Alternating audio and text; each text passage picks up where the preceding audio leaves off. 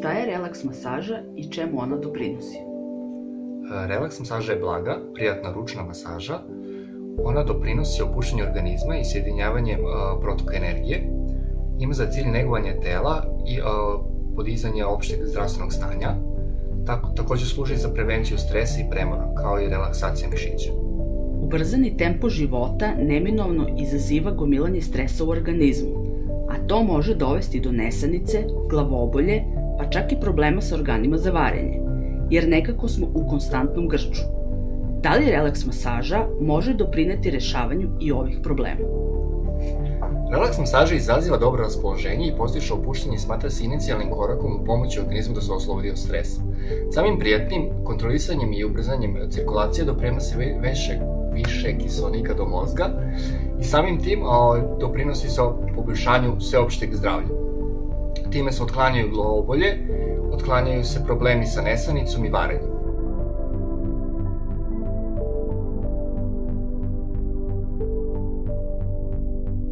Da li redovno dolazite u salon Moć dodira i koliko vam znači masaža? U salon masaža sam počela da dolazim pre jedno par godina i tada sam bila iskreno oduševljena. I od tada sam redovni posetilac. Zaista je to nešto što opušta, što daje neki osjećaj da možete da krenete u novi dan i da se osjećate mnogo bolje. Koje usluge salona Moć dodira najčešće koristite? Koristila sam ranije i usluge kiropraktike i to mi je zaista pomoglo jer sam imala povredu ramena i nakon toga je rame počelo da funkcioniše na bolje i to mi je zaista pomoglo da to rame i dalje bude dobro i u funkciji.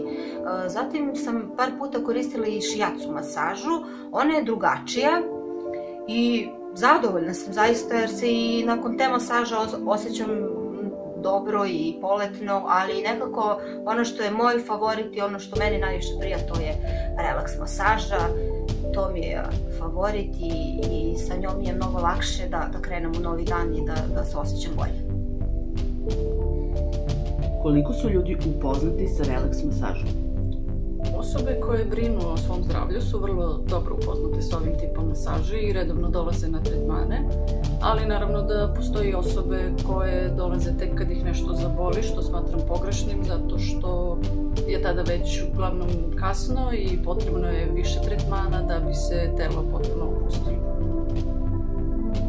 Koliko često bi osoba trebalo da dolazi na relaks masažu?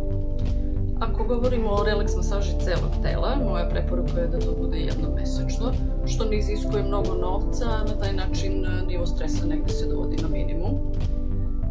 Što se tiče parcijalnih masaža, tu je negde dovoljna jedna masaža nedeljno. Sad, u zavisnosti naravno od načina života klijenta, nivoa stresa u određenom periodu ili njegovih navika, dogovorimo se ako je potrebno da to bude i više termina, sve je stvar dogovora.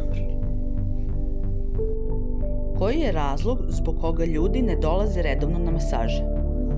Pa smatram da je glavni razlog neinformisanost i ljudi ne poznaju dovoljno sebe i onda smatraju da im je mnogo lakše da popiju tableticu kad ih nešto boli, ušuškaju suće vence i uglavnom problem tako prođe. Međutim, imamo i klijenti koji vrlo dobro znaju šta je relaks masaža i brinu o sebi dovoljno tako što su redovni na tretmanima, a naravno i znaju koje su dobrobiti te masaže i eto, smatram da je možda relaks masaža pun pogodak za vas.